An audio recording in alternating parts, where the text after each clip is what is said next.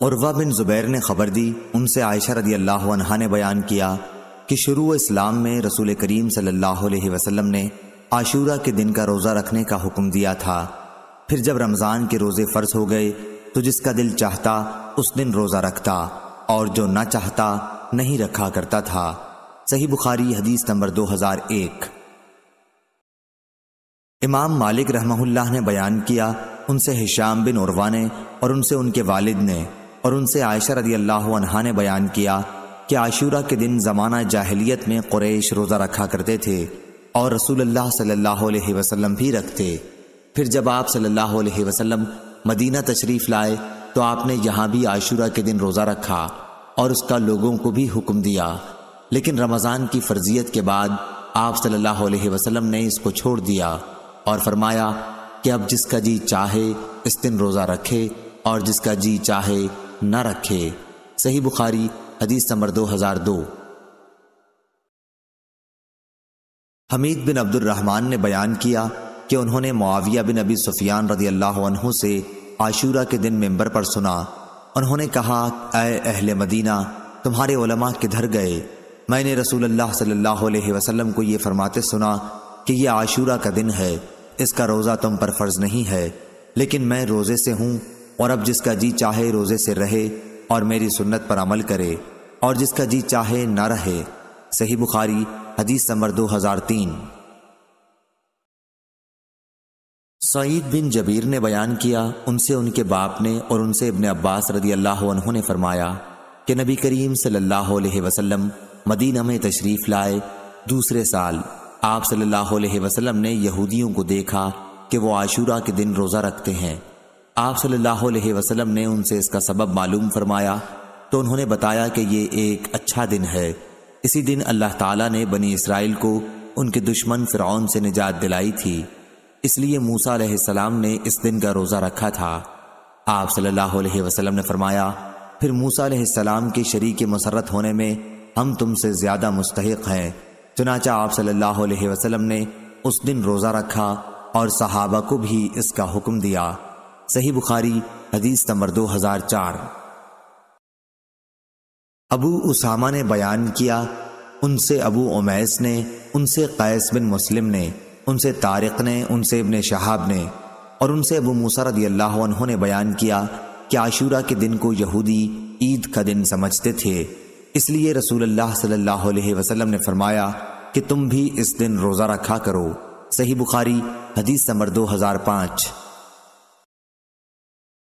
ابن عباس رضی اللہ عنہ نے بیان کیا کہ میں نے نبی کریم صلی اللہ علیہ وسلم کو سوائے عاشورہ کے دن کے اور اس رمضان کے مہینے کے اور کسی دن کو دوسرے دنوں سے افضل جان کر خاص طور سے قصد کر کے روزہ رکھتے نہیں دیکھا۔ صحیح بخاری حدیث نمبر 2006۔ یزید بن ابی عبید نے بیان کیا، ان سے سلمہ بن عقو رضی اللہ عنہ نے کہ نبی کریم صلی اللہ علیہ وسلم نے بنو اسلم کے ایک شخص کو لوگوں میں اس بات کے اعلان کا حکم دیا تھا کہ جو کھا چکا ہو وہ دن کے باقی حصے میں بھی کھانے پینے سے رکا رہے، اور جس نے نہ کھایا ہو اسے روزہ رکھ لینا چاہیے کیونکہ یہ عاشورہ کا دن ہے۔ صحیح بخاری حدیث نمبر 2007۔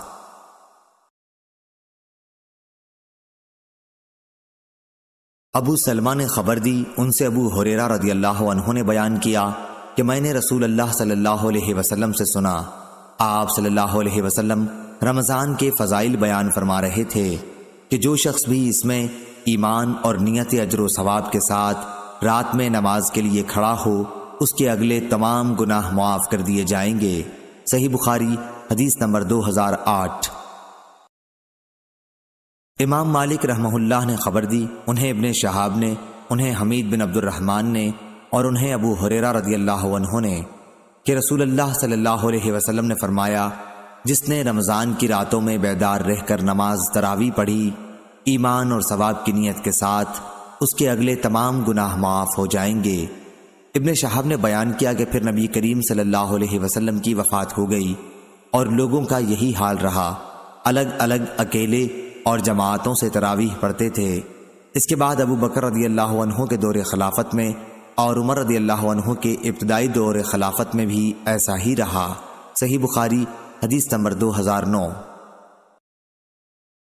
ابن شہاب سے امام مالک رحمہ اللہ کی روایت ہے، انہوں نے عروہ بن زبیر رضی اللہ عنہ سے اور انہوں نے عبد الرحمن بن عبد القاری سے روایت کی کہ انہوں نے بیان کیا کہ میں عمر بن خطاب رضی اللہ عنہ کے ساتھ رمضان کی ایک رات کو مسجد میں گیا۔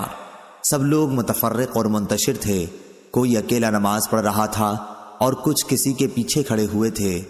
اس پر عمر رضی اللہ عنہ نے فرمایا، میرا خیال ہے کہ اگر میں تمام لوگوں کو ایک قاری کے پیچھے جمع کر دوں تو زیادہ اچھا ہوگا۔ چنانچہ آپ نے یہی ٹھان کر ابی ابن کعب رضی اللہ عنہ کو ان کا امام بنا دیا۔ پھر ایک رات جو میں ان کے ساتھ نکلا تو دیکھا کہ لوگ اپنے امام کے پیچھے نماز تراویح پڑھ رہے ہیں۔ حضرت نے فرمایا، یہ نیا طریقہ بہتر اور مناسب ہے، اور رات کا وہ حصہ جس میں یہ لوگ سو جاتے ہیں اس حصے سے بہتر اور افضل ہے جس میں یہ نماز پڑھتے ہیں۔ آپ کی مراد رات کے آخری حصے کی فضیلت سے تھی، کیونکہ لوگ یہ نماز رات کے شروع ہی میں پڑھ لیتے تھے۔ صحیح بخاری حدیث نمبر 2010۔ امام مالک نے بیان کیا، ان سے ابن شہاب نے، ان سے عروہ بن زبیر رضی اللہ عنہ نے، اور ان سے نبی کریم صلی اللہ علیہ وسلم کی زوجہ مطہرہ حضرت عائشہ رضی اللہ عنہا نے کہ نبی کریم صلی اللہ علیہ وسلم نے ایک بار نماز تراویح پڑھی اور یہ رمضان میں ہوا تھا۔ صحیح بخاری حدیث نمبر 2011۔ عروہ نے خبر دی اور انہیں عائشہ رضی اللہ عنہا نے خبر دی کہ رسول اللہ صلی اللہ علیہ وسلم ایک مرتبہ رمضان کی نصف شب میں مسجد تشریف لے گئے اور وہاں تراویح کی نماز پڑھی۔ کچھ صحابہ رضی اللہ عنہم بھی آپ صلی اللہ علیہ وسلم کے ساتھ نماز میں شریک ہو گئے۔ صبح ہوئی تو انہوں نے اس کا چرچا کیا، چنانچہ دوسری رات میں لوگ پہلے سے بھی زیادہ جمع ہو گئے اور آپ صلی اللہ علیہ وسلم کے ساتھ نماز پڑھی۔ دوسری صبح کو اور زیادہ چرچا ہوا اور تیسری رات اس سے بھی زیادہ لوگ جمع ہو گئے۔ آپ نے اس رات بھی نماز پڑھی اور لوگوں نے آپ کی اقتدا کی۔ چوتھی رات کو یہ عالم تھا کہ مسجد میں نماز پڑھنے آنے والوں کے لیے جگہ بھی باقی نہیں رہی تھی، لیکن اس رات آپ صلی اللہ علیہ وسلم برآمد ہی نہیں ہوئے، بلکہ صبح کی نماز کے لیے باہر تشریف لائے۔ جب نماز پڑھ لی تو لوگوں کی طرف متوجہ ہو کر شہادت کے بعد فرمایا، اما بعد، تمہارے یہاں جمع ہونے کا مجھے علم تھا، لیکن مجھے خوف اس کا ہوا کہ کہیں یہ نماز تم پر فرض نہ کر دی جائے اور پھر تم اس کی ادائیگی سے عاجز ہو جاؤ۔ چنانچہ جب نبی کریم صلی اللہ علیہ وسلم کی وفات ہوئی تو یہی کیفیت قائم رہی۔ صحیح بخاری حدیث نمبر 2012۔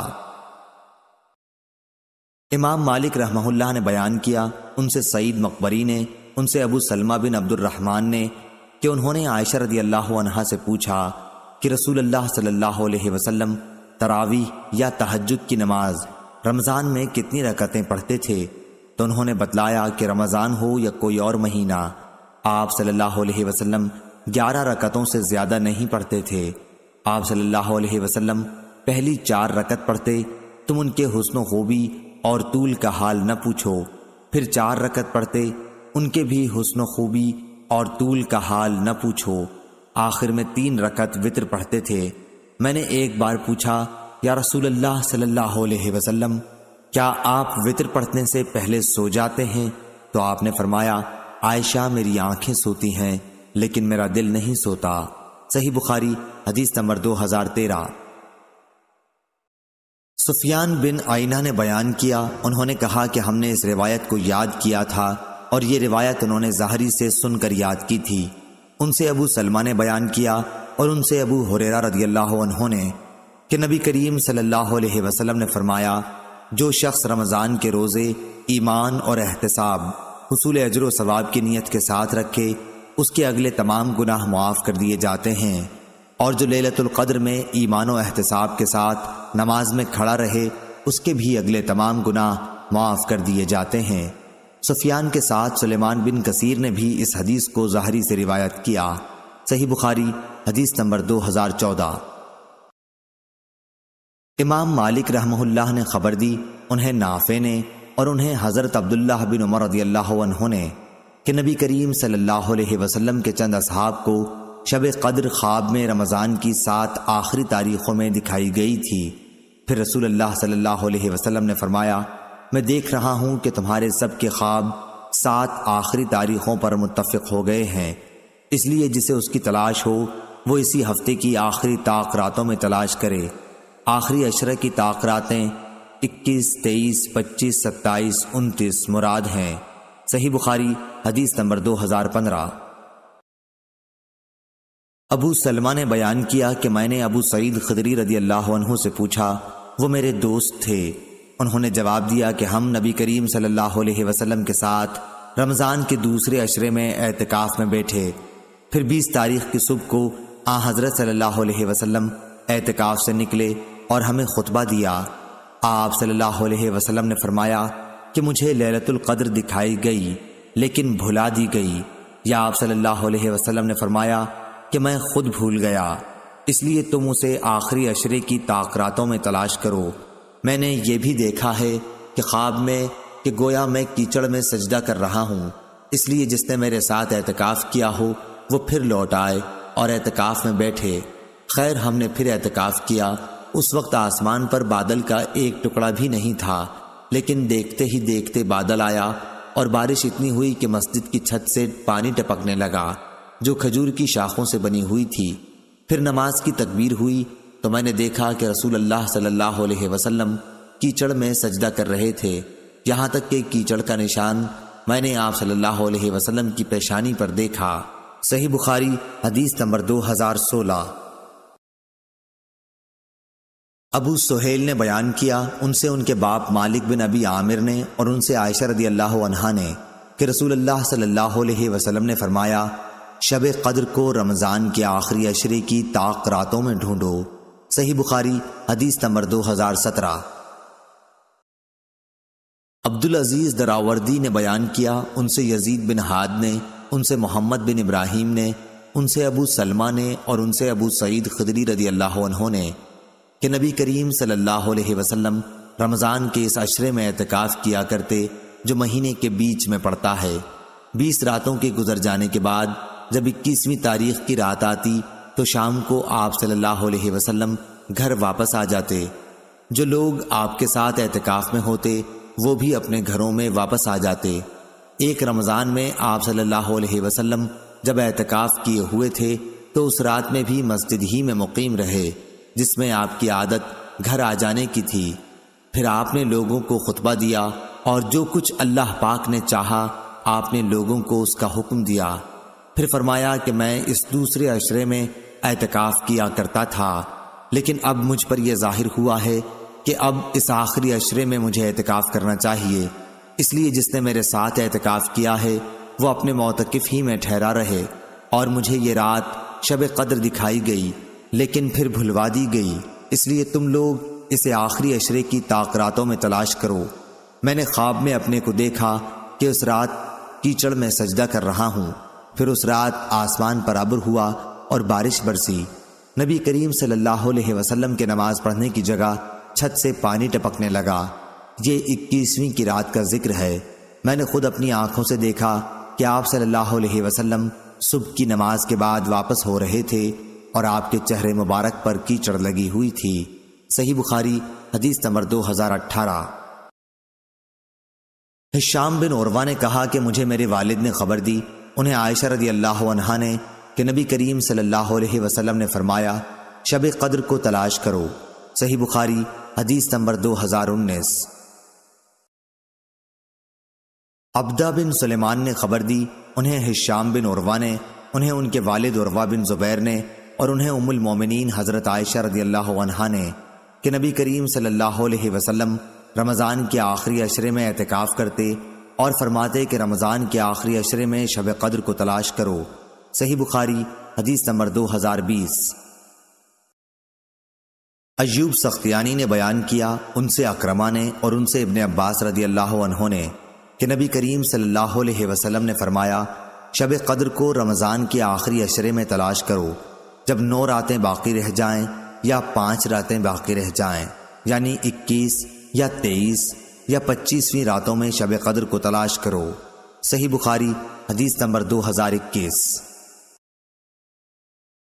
ابن عباس رضی اللہ عنہ نے بیان کیا کہ نبی کریم صلی اللہ علیہ وسلم نے فرمایا، شب قدر رمضان کے آخری عشرے میں پڑتی ہے جب 9 راتیں گزر جائیں یا 7 باقی رہ جائیں، آپ صلی اللہ علیہ وسلم کی مراد شب قدر سے تھی۔ عبد الوہاب نے ایوب اور خالد سے بیان کیا، ان سے اکرمہ نے اور ان سے ابن عباس رضی اللہ عنہ نے کہ شب قدر کو 24 تاریخ کی رات میں تلاش کرو۔ صحیح بخاری حدیث نمبر 2022۔ عبادہ بن صامت رضی اللہ عنہ نے بیان کیا کہ رسول اللہ صلی اللہ علیہ وسلم ہمیں شب قدر کی خبر دینے کے لیے تشریف لا رہے تھے کہ دو مسلمان آپس میں کچھ جھگڑا کرنے لگے۔ اس پر آپ صلی اللہ علیہ وسلم نے فرمایا کہ میں آیا تھا کہ تمہیں شب قدر بتا دوں، لیکن فلاں اور فلاں نے آپس میں جھگڑا کر لیا، پس اس کا علم اٹھا لیا گیا اور امید یہی ہے کہ تمہارے حق میں یہی بہتر ہوگا، پس اب تم اس کی تلاش آخری عشرے کی 9 یا 7 یا 5 کی راتوں میں کیا کر۔ صحیح بخاری حدیث نمبر 2023۔ ابو یغفور نے بیان کیا، ان سے ابو زحا نے، ان سے مسروق نے اور ان سے عائشہ رضی اللہ عنہا نے بیان کیا کہ جب رمضان کا آخری عشرہ آتا تو نبی کریم صلی اللہ علیہ وسلم اپنا تہبند مضبوط باندھتے، یعنی اپنی کمر پوری طرح کس لیتے، اور ان راتوں میں آپ صلی اللہ علیہ وسلم خود بھی جاگتے اور اپنے گھر والوں کو بھی جگایا کرتے تھے۔ صحیح بخاری حدیث نمبر 2024۔ نافع نے خبر دی اور ان سے عبداللہ بن عمر رضی اللہ عنہ نے کہا کہ رسول اللہ صلی اللہ علیہ وسلم رمضان کے آخری عشرے میں اعتکاف کرتے تھے۔ صحیح بخاری حدیث نمبر 2025۔ لیث بن سعد نے بیان کیا، ان سے عقیل نے، ان سے ابن شہاب نے، ان سے عروہ بن زبیر نے اور ان سے نبی کریم صلی اللہ علیہ وسلم کی زوجہ مطہرہ حضرت عائشہ رضی اللہ عنہا نے کہ نبی کریم صلی اللہ علیہ وسلم اپنی وفات تک برابر رمضان کے آخری عشرے میں اعتکاف کرتے رہے، اور آپ صلی اللہ علیہ وسلم کے بعد آپ کی ازواج مطہرات اعتکاف کرتی رہیں۔ صحیح بخاری حدیث نمبر 2026۔ ابو سعید خدری رضی اللہ عنہ نے بیان کیا کہ نبی کریم صلی اللہ علیہ وسلم رمضان کے دوسرے عشرے میں اعتکاف کیا کرتے تھے۔ ایک سال آپ صلی اللہ علیہ وسلم نے انہی دنوں میں اعتکاف کیا، اور جب 21ویں تاریخ کی رات آئی، یہ وہ رات ہے جس کی صبح کو آپ صلی اللہ علیہ وسلم اعتکاف سے باہر آ جاتے تھے۔ آپ صلی اللہ علیہ وسلم نے فرمایا کہ جس نے میرے ساتھ اعتکاف کیا ہو وہ اب آخری عشرے میں بھی اعتکاف کرے۔ مجھے یہ رات خواب میں دکھائی گئی لیکن پھر بھلا دی گئی۔ میں نے یہ بھی دیکھا کہ اسی کی صبح کو میں کیچڑ میں سجدہ کر رہا ہوں، اس لیے تم لوگ اسے آخری عشرے کی ہر طاق رات میں تلاش کرو۔ چنانچہ اسی رات بارش ہوئی، مسجد کی چھت چونکہ کھجور کی شاخ سے بنی تھی اس لیے ٹپکنے لگی، اور خود میں نے اپنی آنکھوں سے دیکھا کہ 21ویں کی صبح کو رسول اللہ صلی اللہ علیہ وسلم کی پیشانی مبارک پر کیچڑ لگی ہوئی تھی۔ صحیح بخاری حدیث نمبر 2027۔ ہشام بن عروہ نے بیان کیا، کہا کہ مجھے میرے باپ نے خبر دی اور ان سے عائشہ رضی اللہ عنہا نے بیان کیا کہ نبی کریم صلی اللہ علیہ وسلم مسجد میں معتکف ہوتے اور سر مبارک میری طرف جھکا دیتے، پھر میں اس میں کنگھا کر دیتی، حالانکہ میں اس وقت حیض سے ہوا کرتی تھی۔ صحیح بخاری حدیث نمبر 2028۔ لیث بن سعد نے بیان کیا، ان سے ابن شہاب نے، ان سے عروہ اور عمرہ بنت عبد الرحمن نے کہ نبی کریم صلی اللہ علیہ وسلم کی زوجہ مطہرہ عائشہ رضی اللہ عنہا نے بیان کیا، حضرت صلی اللہ علیہ وسلم مسجد سے اعتکاف کی حالت میں سر مبارک میری طرف حجرے کے اندر کر دیتے اور میں اس میں کنگھا کر دیتی۔ حضور صلی اللہ علیہ وسلم جب معتکف ہوتے تو بلا حاجت گھر میں تشریف نہیں لاتے تھے۔ صحیح بخاری حدیث نمبر 2029۔ منصور نے بیان کیا، ان سے ابراہیم نخعی نے، ان سے اسود نے اور ان سے عائشہ رضی اللہ عنہا نے بیان کیا کہ میں حائضہ ہوتی پھر بھی رسول اللہ صلی اللہ علیہ وسلم مجھے اپنے بدن سے لگا لیتے۔ صحیح بخاری حدیث نمبر 2030۔ اور آپ صلی اللہ علیہ وسلم معتکف ہوتے اور میں حائضہ ہوتی، اس کے باوجود آپ سر مبارک مسجد سے باہر کر دیتے اور میں اسے دھوتی تھی۔ صحیح بخاری حدیث نمبر 2031۔ نافع نے خبر دی اور انہیں ابن عمر رضی اللہ عنہ نے کہ عمر رضی اللہ عنہ نے نبی کریم صلی اللہ علیہ وسلم سے عرض کیا، میں نے جاہلیت میں یہ نظر مانی تھی کہ مسجد حرام میں ایک رات کا اعتکاف کروں گا۔ آپ صلی اللہ علیہ وسلم نے فرمایا کہ اپنی نظر پوری کر۔ صحیح بخاری حدیث نمبر 2032۔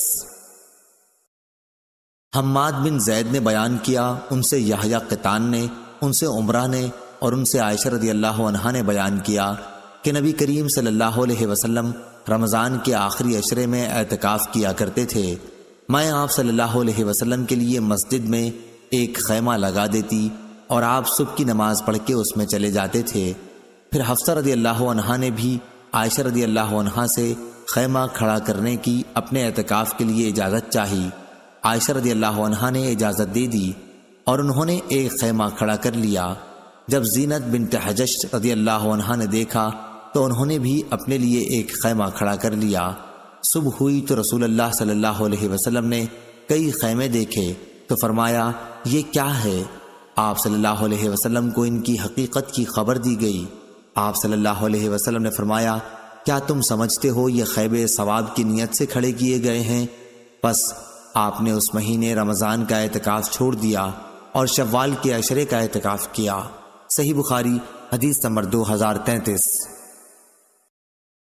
امام مالک نے خبر دی، انہیں یحییٰ بن سعید نے، انہیں عمرہ بنت عبد الرحمن نے اور انہیں ام المومنین حضرت عائشہ صدیقہ رضی اللہ عنہا نے کہ نبی کریم صلی اللہ علیہ وسلم نے اعتکاف کا ارادہ کیا۔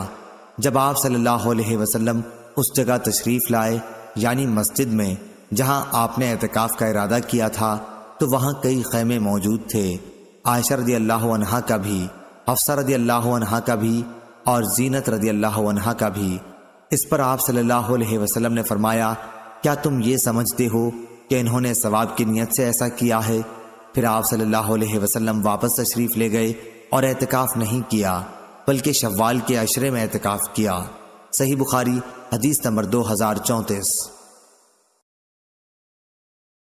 ظاہری نے بیان کیا کہ مجھے امام زین العابدین علی بن حسین نے خبر دی اور انہیں نبی کریم صلی اللہ علیہ وسلم کی پاک بیوی حضرت صفیہ رضی اللہ عنہا نے خبر دی کہ وہ رمضان کے آخری عشرے میں جب رسول کریم صلی اللہ علیہ وسلم اعتکاف میں بیٹھے ہوئے تھے، آپ صلی اللہ علیہ وسلم سے ملنے مسجد میں آئیں، تھوڑی دیر تک باتیں کی، پھر واپس ہونے کے لیے کھڑی ہوئیں۔ نبی کریم صلی اللہ علیہ وسلم بھی انہیں پہنچانے کے لیے کھڑے ہوئے۔ جب وہ ام سلمہ رضی اللہ عنہا کے دروازے سے قریب والے مسجد کے دروازے پر پہنچیں تو دو انصاری آدمی ادھر سے گزرے اور نبی کریم صلی اللہ علیہ وسلم کو سلام کیا۔ آپ صلی اللہ علیہ وسلم نے فرمایا، کسی سوچ کی ضرورت نہیں، یہ تو میری بیوی صفیہ بنت حی رضی اللہ عنہا ہیں۔ ان دونوں صحابیوں نے عرض کیا، سبحان اللہ یا رسول اللہ صلی اللہ علیہ وسلم۔ ان پر آپ صلی اللہ علیہ وسلم کا جملہ بڑا شاق گزرا۔ آپ نے فرمایا کہ شیطان خون کی طرح انسان کے بدن میں دوڑتا رہتا ہے، مجھے خطرہ ہوا کہ کہیں تمہارے دلوں میں وہ کوئی بدگمانی نہ ڈال دے۔ صحیح بخاری حدیث نمبر 2035۔ یحییٰ بن ابی کثیر نے بیان کیا، انہوں نے کہا کہ میں نے ابو سلمہ بن عبد الرحمن سے سنا، انہوں نے کہا کہ میں نے ابو سعید خدری رضی اللہ عنہ سے سنا، میں نے ان سے پوچھا تھا کہ کیا آپ رسول اللہ صلی اللہ علیہ وسلم سے شب قدر کا ذکر سنا ہے؟ انہوں نے کہا کہ ہاں، ہم نے رسول اللہ صلی اللہ علیہ وسلم کے ساتھ رمضان کے دوسرے عشرے میں اعتکاف کیا تھا۔ ابو سعید رضی اللہ عنہ نے بیان کیا کہ پھر 20 کی صبح کو ہم نے اعتکاف ختم کر دیا۔ اسی صبح کو رسول اللہ صلی اللہ علیہ وسلم نے ہمیں خطاب فرمایا کہ مجھے شب قدر دکھائی گئی تھی لیکن پھر بھلا دی گئی، اس لیے اب اسے آخری عشرے کی تاخراتوں میں تلاش کرو۔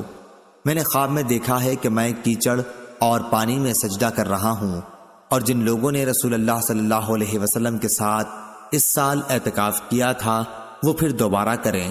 چنانچہ وہ لوگ مسجد میں دوبارہ آ گئے۔ آسمان میں کہیں بادل کا ایک ٹکڑا بھی نہیں تھا کہ اچانک بادل آیا اور بارش شروع ہو گئی۔ پھر نماز کی تکبیر ہوئی اور رسول اللہ صلی اللہ علیہ وسلم نے کیچڑ میں سجدہ کیا۔ میں نے خود آپ صلی اللہ علیہ وسلم کی ناک اور پیشانی پر کیچڑ لگا ہوا دیکھا۔ صحیح بخاری حدیث نمبر 2036۔ یزید بن زری نے بیان کیا، ان سے خالد نے، ان سے اکرمہ نے اور ان سے عائشہ رضی اللہ عنہا نے بیان کیا کہ رسول اللہ صلی اللہ علیہ وسلم کے ساتھ آپ صلی اللہ علیہ وسلم کی بیویوں میں سے ایک خاتون ام سلمہ رضی اللہ عنہا نے جو مستحاضہ تھیں اعتکاف کیا۔ وہ سرخی اور زردی یعنی استحاضہ کا خون دیکھتی تھیں، اکثر تشت ہم ان کے نیچے رکھتے تھے اور وہ نماز پڑھتی رہتیں۔ صحیح بخاری حدیث نمبر 2037۔ عبد الرحمن بن خالد نے بیان کیا، ان سے ابن شہاب نے، ان سے امام زین العابدین علی بن حسین رضی اللہ عنہ نے کہ نبی کریم صلی اللہ علیہ وسلم کی پاک بیوی حضرت صفیہ رضی اللہ عنہا نے انہیں خبر دی۔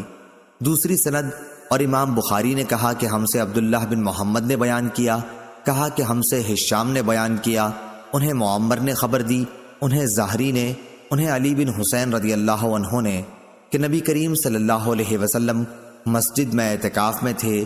آپ صلی اللہ علیہ وسلم کے پاس ازواج مطہرات بیٹھی تھیں۔ جب وہ چلنے لگیں تو آپ نے صفیہ بنت حی رضی اللہ عنہا سے فرمایا کہ جلدی نہ کر، میں تمہیں چھوڑنے چلتا ہوں۔ ان کا حجرہ دارالاسامہ میں تھا۔ چنانچہ جب رسول اللہ صلی اللہ علیہ وسلم ان کے ساتھ نکلے تو دو انصاری صحابیوں سے آپ کی ملاقات ہوئی۔ ان دونوں حضرات نے نبی کریم صلی اللہ علیہ وسلم کو دیکھا اور جلدی سے آگے بڑھ جانا چاہا، لیکن آپ صلی اللہ علیہ وسلم نے فرمایا، ٹھہرو، ادھر سنو، یہ صفیہ بنت حی رضی اللہ عنہا ہیں جو میری بیوی ہیں۔ ان حضرات نے عرض کی، سبحان اللہ۔ آپ صلی اللہ علیہ وسلم نے فرمایا کہ شیطان انسان کے جسم میں خون کی طرح دوڑتا ہے، اور مجھے خطرہ یہ ہوا کہ کہیں تمہارے دلوں میں بھی وہ کوئی بری بات نہ ڈال دے۔ صحیح بخاری حدیث نمبر 2038۔ اسماعیل بن عبداللہ نے بیان کیا، انہوں نے کہا کہ مجھے میرے بھائی نے خبر دی، انہیں سلیمان نے، انہیں محمد بن ابی عتیق نے، انہیں ابن شہاب نے، انہیں علی بن حسین رضی اللہ عنہ نے کہ صفیہ رضی اللہ عنہا نے انہیں خبر دی۔ دوسری سند اور ہم سے علی بن عبداللہ نے بیان کیا، ان سے سفیان بن عینہ نے بیان کیا، کہا کہ میں نے زہری سے سنا، وہ علی بن حسین رضی اللہ عنہ سے خبر دیتے تھے کہ صفیہ رضی اللہ عنہا نبی کریم صلی اللہ علیہ وسلم کے یہاں آئیں۔ آپ اس وقت اعتکاف میں تھے۔ پھر جب وہ واپس ہونے لگیں تو آپ صلی اللہ علیہ وسلم بھی ان کے ساتھ تھوڑی دور تک انہیں چھوڑنے آئے۔ آتے ہوئے ایک انصاری صحابی رضی اللہ عنہ نے آپ کو دیکھا۔ جب حضرت صلی اللہ علیہ وسلم کی نظر ان پر پڑی تو فوراً آپ نے انہیں بلوایا کہ سنو، یہ میری بیوی صفیہ رضی اللہ عنہا ہیں۔ سفیان نے یا صفیہ کے بجائے بعض اوقات حاضی صفیہ کے الفاظ کہے۔ اس کی وضاحت اس لیے ضروری سمجھی کہ شیطان انسان کے جسم میں خون کی طرح دوڑتا رہتا ہے۔ مائیں علی بن عبداللہ نے سفیان سے پوچھا کہ غالباً وہ رات کو آتی رہی ہوں گی، تو انہوں نے فرمایا کہ رات کے سوا اور وقت ہی کون سا ہو سکتا تھا۔ صحیح بخاری حدیث نمبر 2039۔ ابن جریج نے بیان کیا، ان سے ابن ابی نجیح کے ماموں سلیمان احول نے، ان سے ابو سلمہ نے، اور ان سے ابو سعید خدری رضی اللہ عنہ نے۔ دوسری سند سفیان نے کہا اور ہم سے محمد بن عمرو نے بیان کیا، ان سے ابو سلمہ نے، اور ان سے ابو سعید خدری رضی اللہ عنہ نے۔ سفیان نے یہ بھی کہا کہ مجھے یقین کے ساتھ یاد ہے کہ ابن ابی لبید نے ہم سے یہ حدیث بیان کی تھی، ان سے ابو سلمہ اور ان سے ابو سعید خدری رضی اللہ عنہ نے، کہ ہم رسول اللہ صلی اللہ علیہ وسلم کے ساتھ رمضان کے دوسرے عشرے میں اعتکاف کے لیے بیٹھے۔ 20ویں کی صبح کو ہم نے اپنا سامان مسجد سے اٹھا لیا، پھر رسول اللہ صلی اللہ علیہ وسلم تشریف لائے اور فرمایا کہ جس نے دوسرے عشرے میں اعتکاف کیا ہے وہ دوبارہ اعتکاف کی جگہ چلے، کیونکہ میں نے آج کی رات شب قدر کو خواب میں دیکھا ہے۔ میں نے یہ بھی دیکھا کہ میں کیچڑ میں سجدہ کر رہا ہوں۔ پھر جب اپنے اعتکاف کی جگہ مسجد میں آپ صلی اللہ علیہ وسلم دوبارہ آ گئے تو اچانک بادل منڈلائے اور بارش ہوئی۔ اس ذات کی قسم جس نے حضور اکرم صلی اللہ علیہ وسلم کو حق کے ساتھ بھیجا ہے، آسمان پر اسی دن کے آخری حصے میں ابر ہوا تھا۔ مسجد کھجور کی شاخوں سے بنی ہوئی تھی، اس لیے چھت سے پانی ٹپکا۔ جب آپ صلی اللہ علیہ وسلم نے نماز صبح ادا کی تو میں نے دیکھا کہ آپ کی ناک اور پیشانی پر کیچڑ کا اثر تھا۔ صحیح بخاری حدیث نمبر 2040۔ محمد بن فضیل بن غزوان نے خبر دی، انہیں یحییٰ بن سعید نے، انہیں عمرہ بنت عبد الرحمن نے، اور ان سے عائشہ رضی اللہ عنہا نے کہ رسول اللہ صلی اللہ علیہ وسلم ہر رمضان میں اعتکاف کیا کرتے۔ آپ صلی اللہ علیہ وسلم صبح کی نماز پڑھنے کے بعد اس جگہ جاتے جہاں آپ کو اعتکاف کے لیے بیٹھنا ہوتا۔ راوی نے کہا کہ حضرت عائشہ رضی اللہ عنہا نے بھی آپ صلی اللہ علیہ وسلم سے اعتکاف کرنے کی اجازت چاہی۔ آپ نے انہیں اجازت دے دی، اس لیے انہوں نے اپنے لیے بھی مسجد میں ایک خیمہ لگایا۔ حفصہ رضی اللہ عنہا زوجہ مطہرہ نبی کریم صلی اللہ علیہ وسلم نے سنا تو انہوں نے بھی ایک خیمہ لگا لیا۔ زینب رضی اللہ عنہا زوجہ مطہرہ نبی کریم صلی اللہ علیہ وسلم نے سنا تو انہوں نے بھی ایک خیمہ لگایا۔ صبح کو جب آن حضرت صلی اللہ علیہ وسلم نماز پڑھ کر لوٹے تو 4 خیمے نظر پڑے۔ آپ نے دریافت فرمایا یہ کیا ہے؟ آپ صلی اللہ علیہ وسلم کو حقیقت حال کی اطلاع دی گئی۔ آپ صلی اللہ علیہ وسلم نے فرمایا انہوں نے ثواب کی نیت سے یہ نہیں کیا بلکہ صرف ایک دوسرے کی ریس سے یہ کیا ہے۔ انہیں اکھاڑ دو، میں انہیں اچھا نہیں سمجھتا۔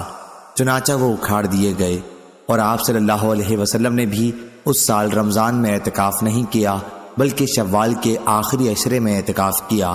صحیح بخاری حدیث نمبر 2041۔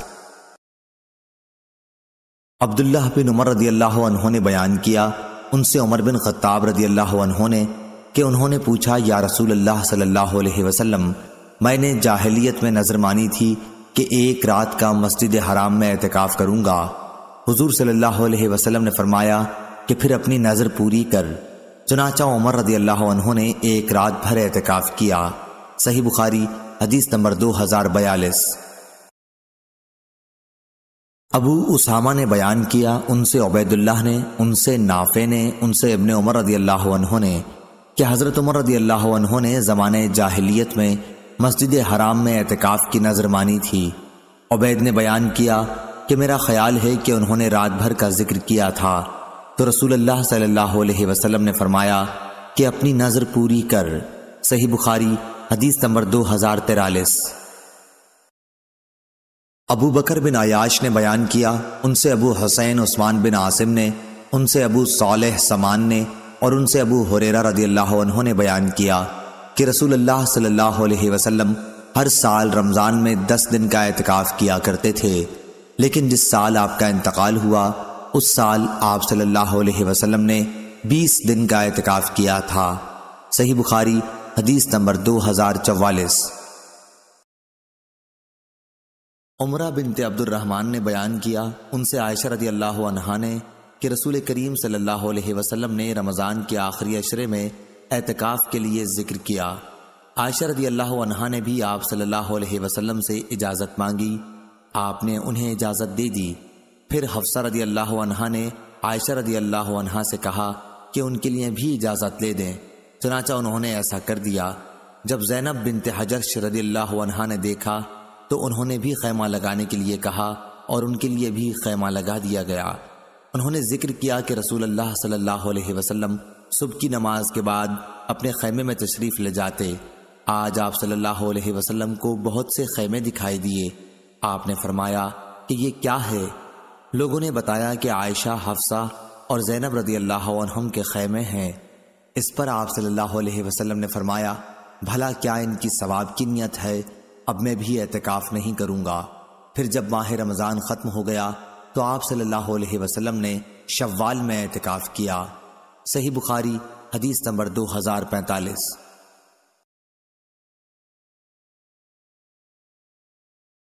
معمر نے خبر دی، انہیں ظاہری نے، انہیں عروہ نے اور انہیں عائشہ رضی اللہ عنہا نے کہ وہ حائضہ ہوتی تھیں اور رسول اللہ صلی اللہ علیہ وسلم مسجد میں اعتکاف میں ہوتے تھے، پھر بھی وہ آپ صلی اللہ علیہ وسلم کے سر میں اپنے حجرے ہی میں کنگھا کرتی تھیں۔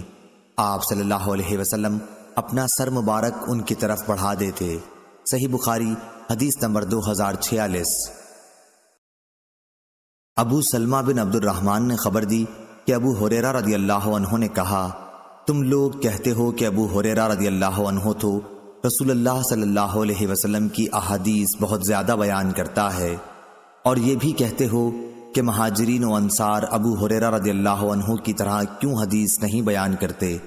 اصل وجہ یہ ہے کہ میرے بھائی مہاجرین بازار کی خرید و فروخت میں مشغول رہا کرتے تھے، اور میں اپنا پیٹ بھرنے کے بعد پھر برابر رسول اللہ صلی اللہ علیہ وسلم کی خدمت میں حاضر رہتا، اس لیے جب یہ بھائی غیر حاضر ہوتے تو میں اس وقت بھی حاضر رہتا، اور میں وہ باتیں آپ صلی اللہ علیہ وسلم سے سن کر یاد کر لیتا جس سے ان حضرات کو اپنے کاروبار کی مشغولیت کی وجہ سے یا تو سننے کا موقع نہیں ملتا تھا یا وہ بھول جایا کرتے تھے۔ اسی طرح میرے بھائی انصار اپنے اموال کھیتوں اور باغوں میں مشغول رہتے، لیکن میں صفہ میں مقیم مسکینوں میں سے ایک مسکین آدمی تھا۔ جب یہ حضرات انصار بھولتے تو میں اسے یاد رکھتا۔ ایک مرتبہ رسول کریم صلی اللہ علیہ وسلم نے ایک حدیث بیان کرتے ہوئے فرمایا تھا کہ جو کوئی اپنا کپڑا پھیلائے اور اس وقت تک پھیلائے رکھے جب تک اپنی یہ گفتگو نہ پوری کر لوں، پھر جب میری گفتگو پوری ہو جائے تو اس کپڑے کو سمیٹ لے تو وہ میری باتوں کو اپنے دل و دماغ میں ہمیشہ یاد رکھے گا۔ چنانچہ میں نے اپنا کمبل اپنے سامنے پھیلا دیا۔ پھر جب رسول کریم صلی اللہ علیہ وسلم نے اپنا مقالہ مبارک ختم فرمایا تو میں نے اسے سمیٹ کر اپنے سینے سے لگایا، اور اس کے بعد پھر کبھی میں آپ صلی اللہ علیہ وسلم کی کوئی حدیث نہیں بھولا۔ صحیح بخاری حدیث نمبر 2047۔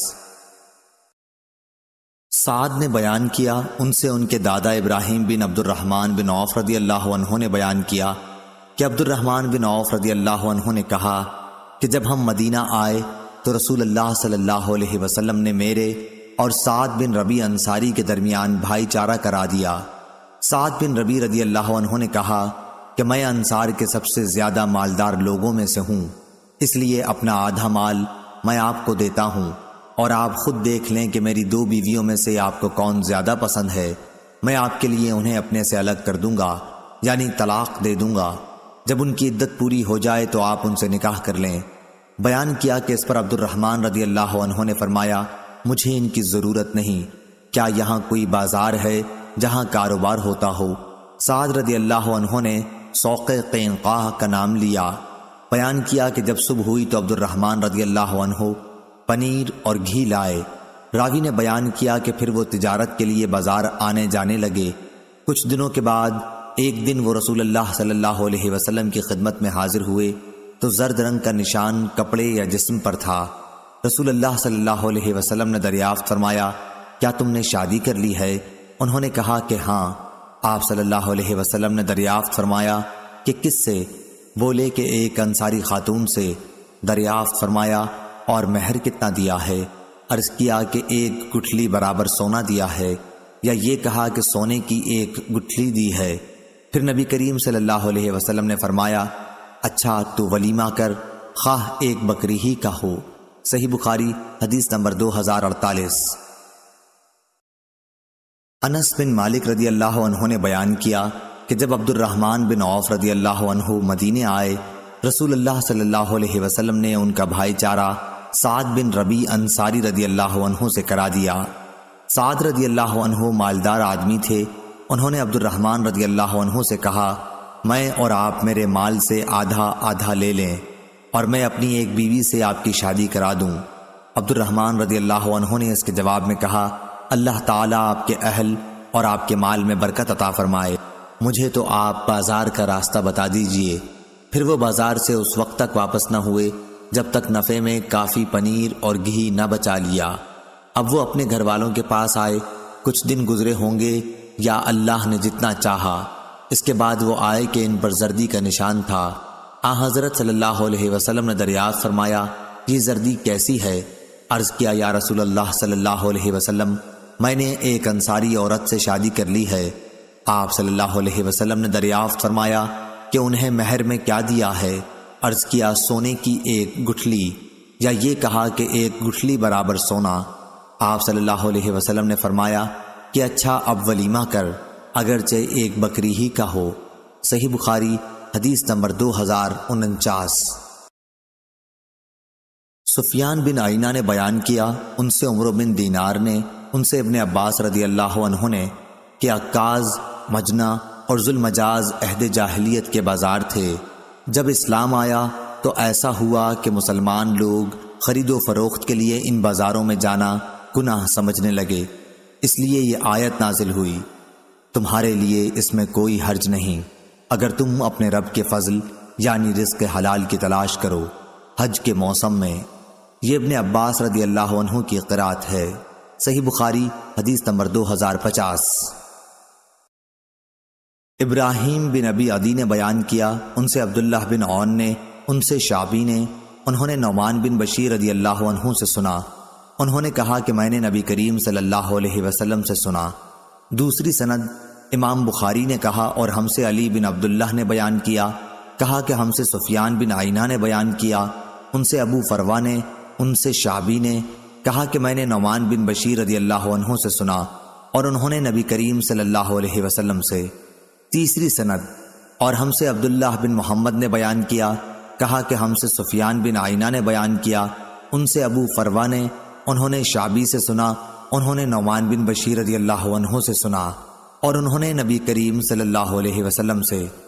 چوتھی سند اور ہم سے محمد بن کثیر نے بیان کیا، کہا کہ ہم کو سفیان سوری نے خبر دی، انہیں ابو فروا نے، انہیں شعبی نے اور ان سے نعمان بن بشیر رضی اللہ عنہ نے بیان کیا کہ نبی کریم صلی اللہ علیہ وسلم نے فرمایا، حلال بھی کھلا ہوا ہے اور حرام بھی ظاہر ہے، لیکن ان دونوں کے درمیان کچھ مشتبہ چیزیں ہیں، پس جو شخص ان چیزوں کو چھوڑے جن کے گناہ ہونے یا نہ ہونے میں شبہ ہے، وہ ان چیزوں کو تو ضرور ہی چھوڑ دے گا جن کا گناہ ہونا ظاہر ہے، لیکن جو شخص شبے کی چیزوں کے کرنے کی جرات کرے گا تو قریب ہے کہ وہ ان گناہوں میں بھی مبتلا ہو جائے جو بالکل واضح طور پر گناہ ہیں۔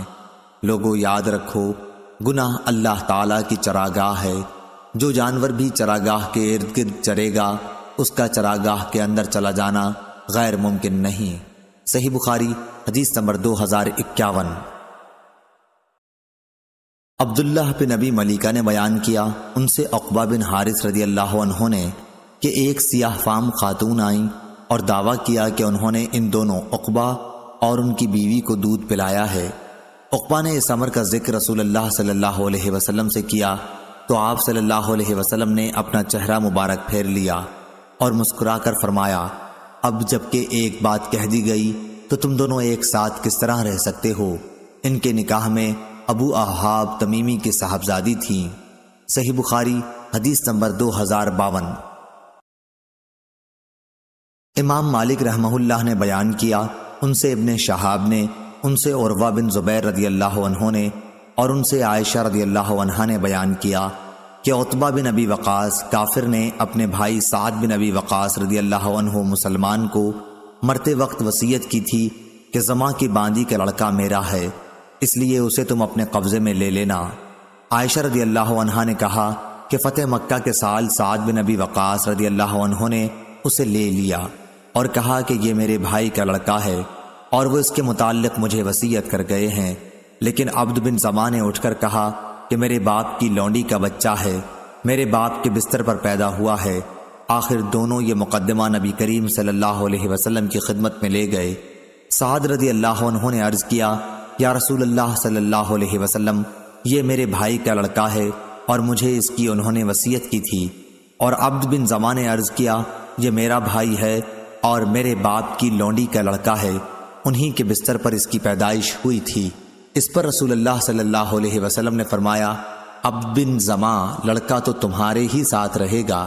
اس کے بعد فرمایا، بچہ اسی کا ہوتا ہے جو جائز شوہر یا مالک ہو، جس کے بستر پر وہ پیدا ہوا ہو، اور حرام کار کے حصے میں پتھروں کی سزا ہے۔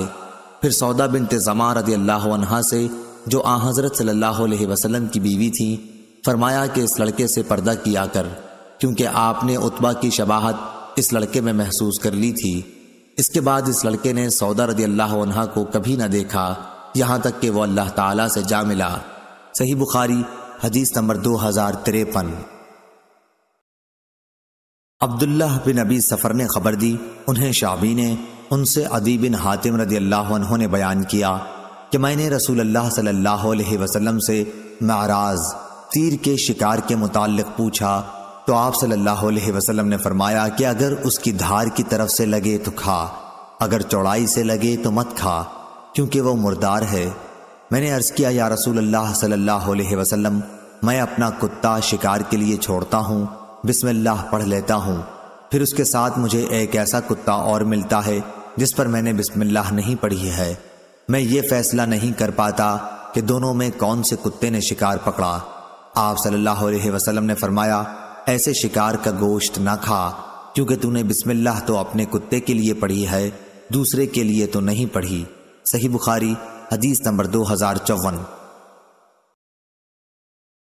سفیان سوری نے بیان کیا، ان سے منصور نے، ان سے طلحہ بن مصرف نے، ان سے انس رضی اللہ عنہ نے کہ نبی کریم صلی اللہ علیہ وسلم ایک گری ہوئی کھجور پر گزرے تو آپ صلی اللہ علیہ وسلم نے فرمایا کہ اس کے صدقہ ہونے کا شبہ نہ ہوتا تو میں اسے کھا لیتا۔ اور حمام بن منبع نے ابو ہریرہ رضی اللہ عنہ سے بیان کیا کہ نبی کریم صلی اللہ علیہ وسلم نے فرمایا، میں اپنے بستر پر پڑی ہوئی ایک کھجور پاتا ہوں۔ صحیح بخاری حدیث نمبر 2055۔ عبداللہ بن زید مازنی رضی اللہ عنہ نے بیان کیا کہ نبی کریم صلی اللہ علیہ وسلم کے سامنے ایک ایسے شخص کا ذکر آیا جسے نماز میں کچھ شبہ ہوا نکلنے کا ہو جاتا ہے، آیا اسے نماز توڑ دینی چاہیے؟ فرمایا کہ نہیں، جب تک وہ آواز نہ سن لے یا بدبو نہ محسوس کر لے اس وقت تک نماز نہ توڑے۔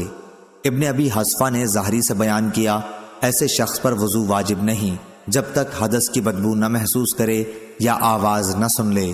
صحیح بخاری حدیث نمبر 2056۔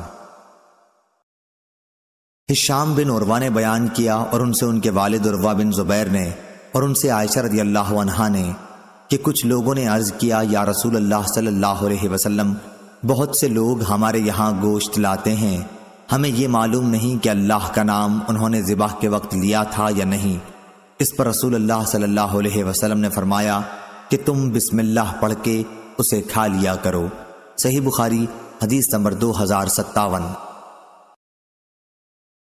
جابر رضی اللہ عنہ نے بیان کیا کہ ہم رسول اللہ صلی اللہ علیہ وسلم کے ساتھ جمعے کی نماز پڑھ رہے تھے، یعنی خطبہ سن رہے تھے کہ ملک شام سے کچھ اونٹ کھانے کا سامان تجارت لے کر آئے۔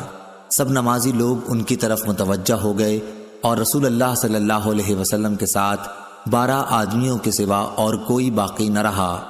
اس پر یہ آیت نازل ہوئی، جب وہ مال تجارت یا کوئی تماشا دیکھتے ہیں تو اس کی طرف دوڑ پڑتے ہیں۔ صحیح بخاری حدیث نمبر 2058۔ ابن ابی ذئب نے بیان کیا، کہا کہ ہم سے سعید مقبری نے بیان کیا اور ان سے ابو ہریرہ رضی اللہ عنہ نے کہ نبی کریم صلی اللہ علیہ وسلم نے فرمایا، لوگوں پر ایک ایسا زمانہ آئے گا کہ انسان کوئی پرواہ نہیں کرے گا کہ جو اس نے حاصل کیا ہے وہ حلال سے ہے یا حرام سے ہے۔ صحیح بخاری حدیث نمبر 2059۔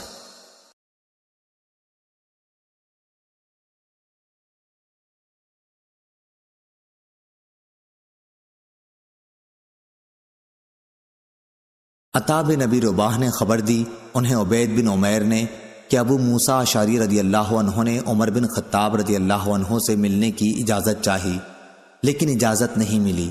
غالباً آپ اس وقت کام میں مشغول تھے، اس لیے ابو موسیٰ رضی اللہ عنہ واپس لوٹ گئے۔ پھر عمر رضی اللہ عنہ فارغ ہوئے تو فرمایا، کیا میں نے عبداللہ بن قیس ابو موسیٰ رضی اللہ عنہ کی آواز سنی تھی؟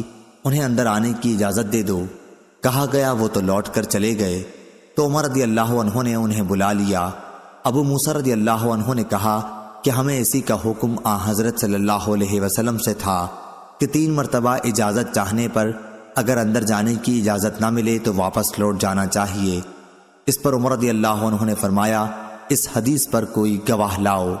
ابو موسیٰ رضی اللہ عنہ انصار کی مجلس میں گئے اور ان سے اس حدیث کے متعلق پوچھا کہ کیا کسی نے اسے حضرت صلی اللہ علیہ وسلم سے سنا ہے؟ ان لوگوں نے کہا کہ اس کی گواہی تو تمہارے ساتھ وہ دے گا جو ہم سب میں بہت ہی کم عمر ہے۔ وہ ابو سعید خدری رضی اللہ عنہ کو اپنے ساتھ لے گئے۔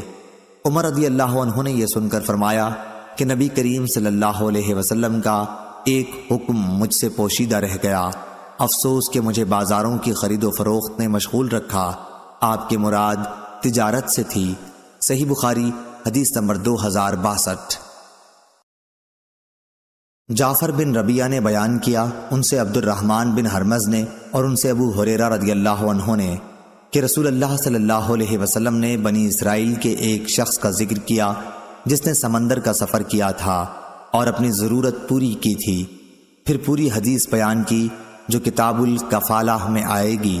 صحیح بخاری حدیث نمبر 2063۔ جابر رضی اللہ عنہ نے بیان کیا کہ تجارتی اونٹوں کا قافلہ آیا۔ ہم اس وقت نبی کریم صلی اللہ علیہ وسلم کے ساتھ جمعے کے خطبے میں شریک تھے۔ 12 صحابہ رضی اللہ عنہم کے سوا باقی تمام حضرات ادھر چلے گئے۔ اس پر یہ آیت اتری کہ جب سوداگری یا تماشا دیکھتے ہیں تو اس کی طرف دوڑ پڑتے ہیں اور آپ کو کھڑا چھوڑ دیتے ہیں۔ صحیح بخاری حدیث نمبر 2064۔ جریر نے بیان کیا، ان سے منصور نے، ان سے ابو وائل نے، ان سے مسروق نے اور ان سے ام المومنین حضرت عائشہ رضی اللہ عنہا نے بیان کیا کہ نبی کریم صلی اللہ علیہ وسلم نے فرمایا، جب عورت اپنے گھر کا کھانا، غلہ وغیرہ بشرطے کہ گھر بگاڑنے کی نیت نہ ہو خرچ کرے تو اسے خرچ کرنے کا ثواب ملتا ہے، اور اس کے شوہر کو کمانے کا اور خزانچی کو بھی ایسا ہی ثواب ملتا ہے۔ ایک کا ثواب دوسرے کے ثواب کو کم نہیں کرتا۔ صحیح بخاری حدیث نمبر 2065۔ حمام نے بیان کیا، انہوں نے ابو ہریرہ رضی اللہ عنہ سے سنا کہ رسول اللہ صلی اللہ علیہ وسلم نے فرمایا، اگر عورت اپنے شوہر کی کمائی اس کی اجازت کے بغیر بھی اللہ کے راستے میں خرچ کرتی ہے تو اسے آدھا ثواب ملتا ہے۔ صحیح بخاری حدیث نمبر 2066۔ انس بن مالک رضی اللہ عنہ نے بیان کیا کہ میں نے سنا رسول اللہ صلی اللہ علیہ وسلم فرما رہے تھے کہ جو شخص اپنی روزی میں کشادگی چاہتا ہو یا عمر کی درازی چاہتا ہو تو اسے چاہیے کہ صلہ رحمی کرے۔ صحیح بخاری حدیث نمبر 2067۔ اعمش نے بیان کیا کہ ابراہیم نخعی کی مجلس میں ہم نے ادھار لین دین میں سامان گروی رکھنے کا ذکر کیا تو انہوں نے کہا کہ مجھ سے اسود نے عائشہ رضی اللہ عنہا سے بیان کیا کہ نبی کریم صلی اللہ علیہ وسلم نے ایک یہودی سے کچھ غلہ ایک مدت مقرر کر کے ادھار خریدا اور اپنی لوہے کی ایک زرہ اس کے پاس گروی رکھی۔ صحیح بخاری حدیث نمبر 2068۔ قتادہ نے بیان کیا، ان سے انس رضی اللہ عنہ نے دوسری سند اور مجھ سے محمد بن عبداللہ بن ہوشب نے بیان کیا، کہا کہ ہم سے اسبات ابو السعی بصری نے، کہا کہ ہم سے ہشام دستوائی نے، انہوں نے قتادہ سے، انہوں نے انس رضی اللہ عنہ سے کہ وہ نبی کریم صلی اللہ علیہ وسلم کی خدمت میں جو کی روٹی اور بدبودار چربی سالن کے طور پر لے گئے۔ حضرت صلی اللہ علیہ وسلم نے اس وقت اپنی زرہ مدینے میں ایک یہودی کے یہاں گروی رکھی تھی اور اس سے اپنے گھر والوں کے لیے جو قرض لیا تھا۔ میں نے خود آپ صلی اللہ علیہ وسلم کو یہ فرماتے سنا کہ محمد صلی اللہ علیہ وسلم کے گھرانے میں کوئی شام ایسی نہیں آئی جس میں ان کے پاس 1 سا گیہوں یا 1 سا کوئی غلہ موجود رہا ہو، حالانکہ آپ صلی اللہ علیہ وسلم کی گھر والیوں کی تعداد 9 تھی۔ صحیح بخاری حدیث نمبر 2069۔ عروہ بن زبیر رضی اللہ عنہ نے کہا کہ حضرت عائشہ رضی اللہ عنہ نے کہا کہ جب حضرت ابو بکر رضی اللہ عنہ خلیفہ ہوئے تو فرمایا، میری قوم جانتی ہے کہ میرا تجارتی کاروبار میرے گھر والوں کی گزران کے لیے کافی رہا ہے، لیکن اب میں مسلمانوں کے کام میں مشغول ہو گیا ہوں، اس لیے آل ابو بکر اب بیت المال میں سے کھائے گی اور ابو بکر مسلمانوں کا مال تجارت بڑھاتا رہے گا۔ صحیح بخاری حدیث نمبر 2070۔ ابو الاسود نے بیان کیا، ان سے عروہ نے کہ حضرت عائشہ رضی اللہ عنہا نے فرمایا، رسول اللہ صلی اللہ علیہ وسلم کے صحابہ رضی اللہ عنہم اپنے کام اپنے ہی ہاتھوں سے کیا کرتے تھے اور زیادہ محنت و مشقت کی وجہ سے ان کے جسم سے پسینے کی بو آ جاتی تھی، اس لیے ان سے کہا گیا کہ اگر تم غسل کر لیا کرو تو بہتر ہوگا۔ اس کی روایت حمام نے اپنے والد سے اور انہوں نے اپنے باپ سے اور انہوں نے عائشہ رضی اللہ عنہا سے کی ہے۔ صحیح بخاری حدیث نمبر 2071۔ سور نے خبر دی، انہیں خالد بن معدان نے اور انہیں مقدام رضی اللہ عنہ نے کہ رسول اللہ صلی اللہ علیہ وسلم نے فرمایا، کسی انسان نے اس شخص سے بہتر روزی نہیں کھائی جو خود اپنے ہاتھوں سے کما کر کھاتا ہے۔ اللہ کے نبی داؤد علیہ السلام بھی اپنے ہاتھ سے کام کر کے روزی کھایا کرتے تھے۔ صحیح بخاری حدیث نمبر 2072۔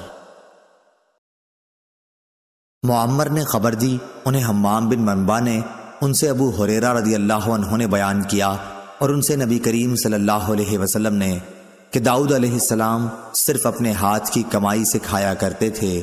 صحیح بخاری حدیث نمبر 2073۔ لیث بن سعد نے بیان کیا، ان سے عقیل نے، ان سے ابن شہاب نے، ان سے عبد الرحمن بن عوف رضی اللہ عنہ کے غلام ابی عبید نے، انہوں نے ابو ہریرہ رضی اللہ عنہ کو یہ کہتے سنا کہ رسول اللہ صلی اللہ علیہ وسلم نے فرمایا، وہ شخص جو لکڑی کا گٹھا اپنی پیٹھ پر لاد کر لائے اس سے بہتر ہے جو کسی کے سامنے ہاتھ پھیلائے، چاہے وہ اسے کچھ دے دے یا نہ دے۔ صحیح بخاری حدیث نمبر 2074۔ ہشام بن عروہ نے بیان کیا، ان سے ان کے والد نے اور ان سے زبیر بن عوام رضی اللہ عنہ نے بیان کیا کہ نبی کریم صلی اللہ علیہ وسلم نے فرمایا، اگر کوئی اپنی رسیوں کو سنبھالے اور ان میں لکڑی باندھ کر لائے تو وہ اس سے بہتر ہے جو لوگوں سے مانگتا پھرتا ہے۔ صحیح بخاری حدیث نمبر 2075۔ محمد بن منقدر نے بیان کیا اور ان سے جابر بن عبداللہ انصاری رضی اللہ عنہ نے کہ رسول اللہ صلی اللہ علیہ وسلم نے فرمایا، اللہ تعالیٰ ایسے شخص پر رحم کرے جو بیچتے وقت اور خریدتے وقت اور تقاضا کرتے وقت فیاضی اور نرمی سے کام لیتا ہے۔ صحیح بخاری حدیث نمبر 2076۔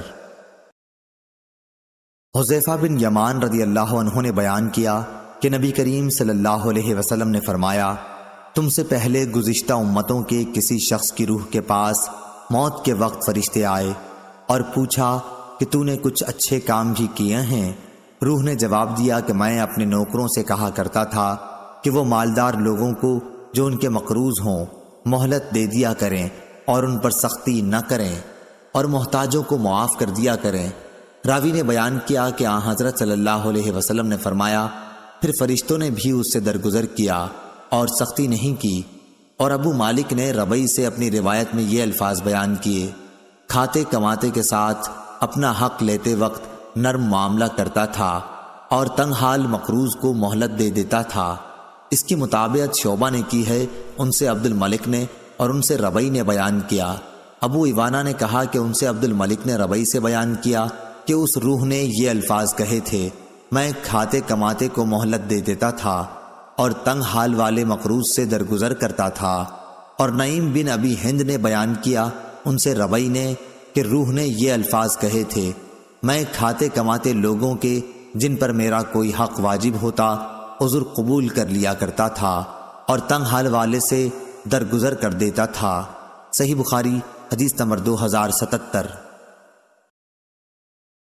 محمد بن ولید زبیدی نے بیان کیا، ان سے ظاہری نے، ان سے عبید اللہ بن عبداللہ نے، انہوں نے ابو ہریرہ رضی اللہ عنہ سے سنا کہ نبی کریم صلی اللہ علیہ وسلم نے فرمایا، ایک تاجر لوگوں کو قرض دیا کرتا تھا، جب کسی تنگ دست کو دیکھتا تو اپنے نوکروں سے کہہ دیتا کہ اس سے درگزر کر جاؤ، شاید کہ اللہ تعالیٰ بھی ہم سے آخرت میں درگزر فرمائے۔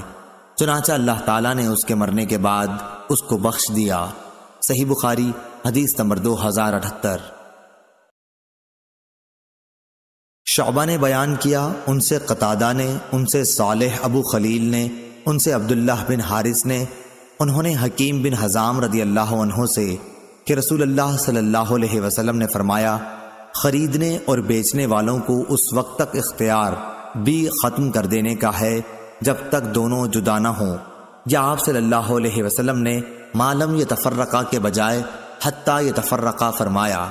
حضرت صلی اللہ علیہ وسلم نے مزید ارشاد فرمایا، پس اگر دونوں نے سچائی سے کام لیا اور ہر بات صاف صاف کھول دی تو ان کی خرید و فروخت میں برکت ہوتی ہے، لیکن اگر کوئی بات چھپا کر رکھی یا جھوٹ کہی تو ان کی برکت ختم کر دی جاتی ہے۔ صحیح بخاری حدیث نمبر 2079۔ ابو سعید رضی اللہ عنہ نے بیان کیا کہ ہمیں نبی کریم صلی اللہ علیہ وسلم کی طرف سے مختلف قسم کی کھجوریں ایک ساتھ ملا کرتی تھیں اور ہم 2 سا کھجور 1 سا کے بدلے میں بیچ دیا کرتے تھے۔ اس پر نبی کریم صلی اللہ علیہ وسلم نے فرمایا کہ 2 سا 1 سا کے بدلے میں نہ بیچی جائے اور نہ 2 درہم 1 درہم کے بدلے میں بیچے جائیں۔ صحیح بخاری حدیث نمبر 2080۔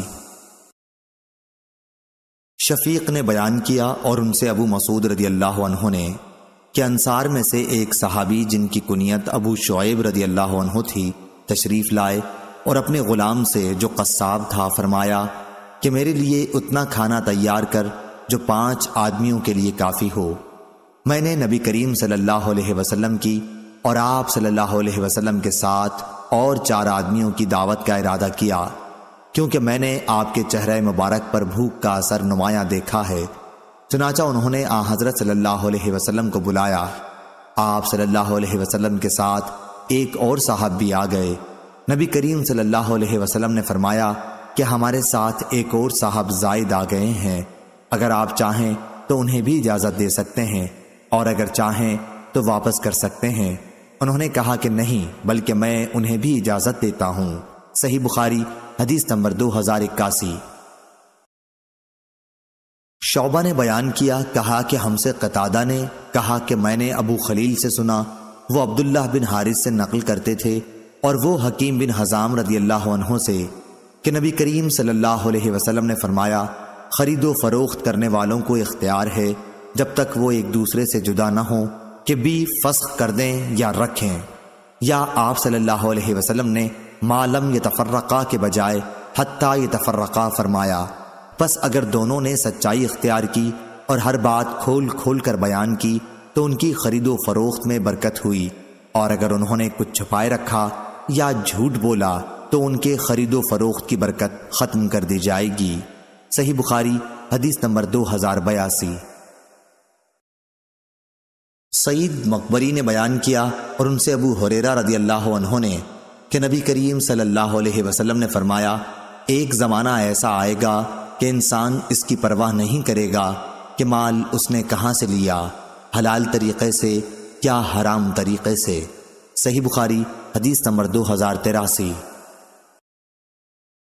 شعبہ نے بیان کیا، ان سے منصور نے، ان سے ابو الضحیٰ نے، ان سے مسروق نے اور ان سے عائشہ رضی اللہ عنہا نے بیان کیا کہ جب سورہ بقرہ کی آخری آیتیں الذین یاکلون الربا نازل ہوئیں تو نبی کریم صلی اللہ علیہ وسلم نے انہیں صحابہ رضی اللہ عنہم کو مسجد میں پڑھ کر سنایا۔ اس کے بعد ان پر شراب کی تجارت کو حرام کر دیا۔ صحیح بخاری حدیث نمبر 2084۔ ابو رجا بصری نے بیان کیا، ان سے سمرہ بن جندب رضی اللہ عنہ نے کہ نبی کریم صلی اللہ علیہ وسلم نے فرمایا رات خواب میں نے 2 آدمی دیکھے، وہ دونوں میرے پاس آئے اور مجھے بیت المقدس میں لے گئے، پھر ہم سب وہاں سے چلے یہاں تک کہ ہم ایک خون کی نہر پر آئے، وہاں نہر کے کنارے ایک شخص کھڑا ہوا تھا اور نہر کے بیچ میں بھی ایک شخص کھڑا تھا۔ نہر کے کنارے پر کھڑے ہونے والے کے سامنے پتھر پڑے ہوئے تھے، بیچ نہر والا آدمی آتا اور جو ہی وہ چاہتا کہ باہر نکل جائے فوراً ہی باہر والا شخص اس کے منہ پر پتھر کھینچ کر مارتا جو اسے وہیں لوٹا دیتا تھا جہاں وہ پہلے تھا۔ اسی طرح جب بھی وہ نکلنا چاہتا کنارے پر کھڑا ہوا شخص اس کے منہ پر پتھر کھینچ مارتا اور وہ جہاں تھا وہیں پھر لوٹ جاتا۔ میں نے اپنے ساتھیوں سے جو فرشتے تھے پوچھا کہ یہ کیا ہے، تو انہوں نے اس کا جواب دیا کہ نہر میں تم نے جس شخص کو دیکھا وہ سود کھانے والا انسان ہے۔ صحیح بخاری حدیث نمبر 2085۔ عون بن ابی جحیفہ نے بیان کیا کہ میں نے اپنے والد کو ایک پچنا لگانے والے غلام خریدتے دیکھا۔ میں نے یہ دیکھ کر ان سے اس کے متعلق پوچھا تو انہوں نے جواب دیا کہ نبی کریم صلی اللہ علیہ وسلم نے کتے کی قیمت لینے اور خون کی قیمت لینے سے منع فرمایا ہے۔ آپ صلی اللہ علیہ وسلم نے گودنے والی گدوانے والی کو گود لگوانے سے، سود لینے والے اور سود دینے کو سود لینے یا دینے سے منع فرمایا اور تصویر بنانے والے پر لعنت بھیجی۔ صحیح بخاری حدیث نمبر 2086۔ لیث نے بیان کیا، ان سے یونس نے، ان سے ابن شہاب نے کہ سعید بن مسیب نے بیان کیا کہ ان سے ابو ہریرہ رضی اللہ عنہ نے بیان کیا کہ میں نے خود نبی کریم صلی اللہ علیہ وسلم کو یہ فرماتے سنا کہ سامان بیچتے وقت دکاندار کے قسم کھانے سے سامان تو جلدی بک جاتا ہے لیکن وہ قسم برکت کو مٹا دینے والی ہوتی ہے۔ صحیح بخاری حدیث نمبر 2087۔ عوام بن ہوشب نے خبر دی، انہیں ابراہیم بن عبد الرحمن نے اور انہیں عبداللہ بن ابی اوفا رضی اللہ عنہ نے کہ بازار میں ایک شخص نے ایک سامان دکھا کر قسم کھائی کہ اس کی اتنی قیمت لگ چکی ہے، حالانکہ اس کی اتنی قیمت نہیں لگی تھی۔ اس قسم سے اس کا مقصد ایک مسلمان کو دھوکہ دینا تھا۔ اس پر یہ آیت اتری، جو لوگ اللہ کے عہد اور اپنی قسموں کو تھوڑی قیمت کے بدلے میں بیچتے ہیں۔ صحیح بخاری حدیث نمبر 2088۔ یونس نے خبر دی، انہوں نے کہا کہ ہم سے ابن شہاب نے، انہوں نے کہا کہ ہمیں زین العابدین علی بن حسین رضی اللہ عنہ نے خبر دی، انہیں حسین بن علی رضی اللہ عنہ نے خبر دی کہ علی رضی اللہ عنہ نے فرمایا کہ غنیمت کے مال میں سے میرے حصے میں ایک اونٹ آیا تھا اور ایک دوسرا اونٹ مجھے نبی کریم صلی اللہ علیہ وسلم نے خمس میں سے دیا تھا۔ پھر جب میرا ارادہ رسول اللہ صلی اللہ علیہ وسلم کی صاحبزادی فاطمہ رضی اللہ عنہا کی رخصتی کرا کے لانے کا ہوا تو میں نے بنی قنیقہ کے ایک سنار سے طے کیا کہ وہ میرے ساتھ چلے اور ہم دونوں مل کر ازخر گھاس جمع کر کے لائیں، کیونکہ میرا ارادہ تھا کہ اسے سناروں کے ہاتھ بیچ کر اپنی شادی کے ولیمے میں اس کی قیمت کو لگاؤں۔ صحیح بخاری حدیث نمبر 2089۔ خالد بن عبداللہ نے بیان کیا، ان سے خالد نے، ان سے اکرمہ نے اور ان سے ابن عباس رضی اللہ عنہ نے کہ رسول اللہ صلی اللہ علیہ وسلم نے فرمایا، اللہ تعالیٰ نے مکے کو حرمت والا شہر قرار دیا ہے، یہ نہ مجھ سے پہلے کسی کے لیے حلال تھا اور نہ میرے بعد کسی کے لیے حلال ہوگا، میرے لیے بھی ایک دن چند لمحات کے لیے حلال ہوا تھا، سو اب اس کی نہ گھاس کاٹی جائے، نہ اس کے درخت کاٹے جائیں، نہ اس کے شکار بھگائے جائیں اور نہ اس میں کوئی گری ہوئی چیز اٹھائی جائے، صرف میرف یعنی گمشدہ چیز کو اصل مالک تک اعلان کے ذریعے پہنچانے والے کو اس کی اجازت ہے۔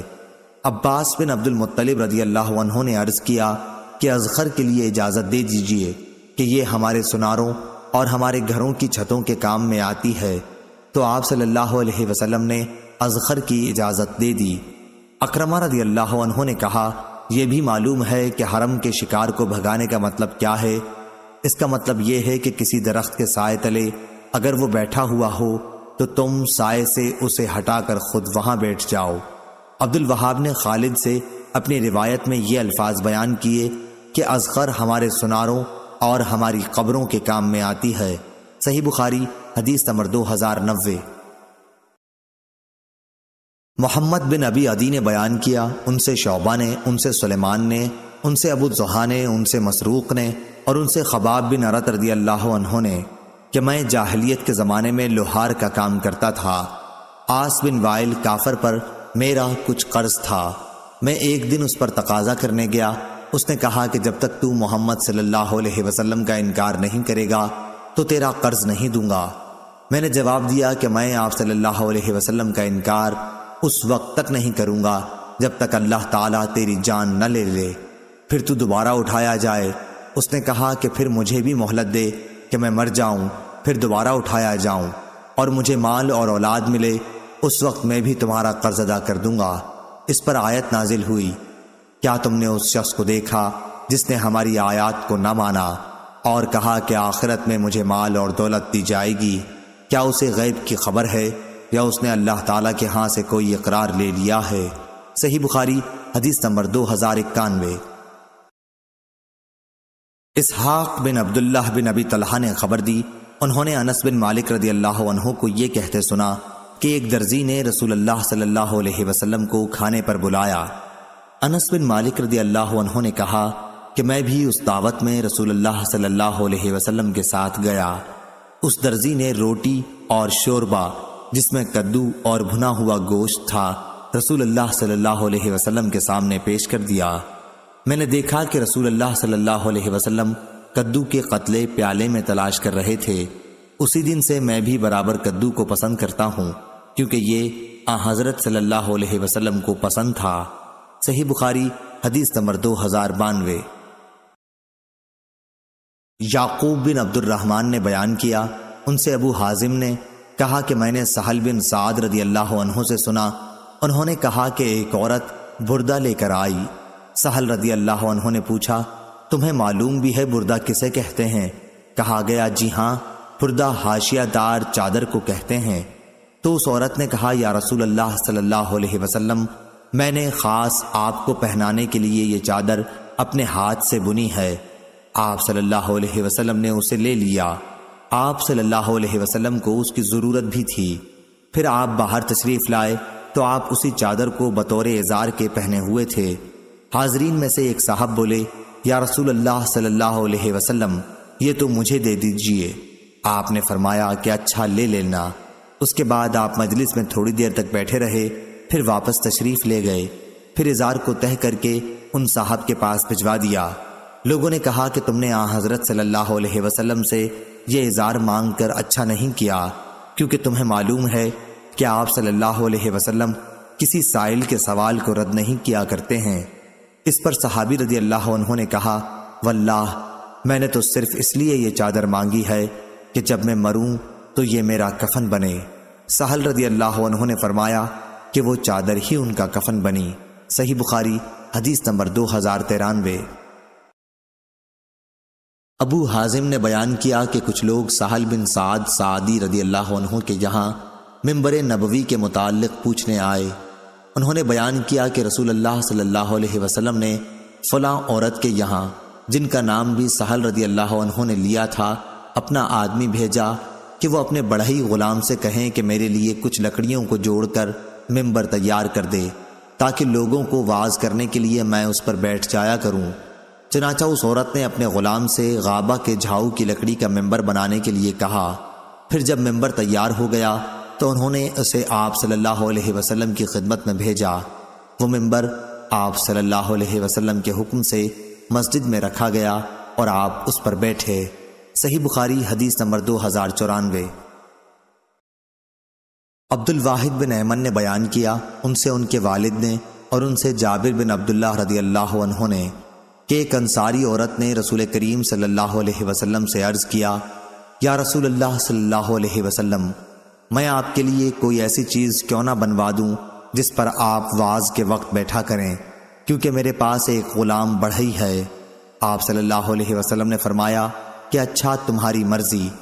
راوی نے بیان کیا کہ پھر جب منبر آپ کے لیے اس نے تیار کیا تو جمعے کے دن جب حضرت صلی اللہ علیہ وسلم اس منبر پر بیٹھے تو اس کھجور کی لکڑی سے رونے کی آواز آنے لگی، جس پر ٹیک دے کر آپ پہلے خطبہ دیا کرتے تھے۔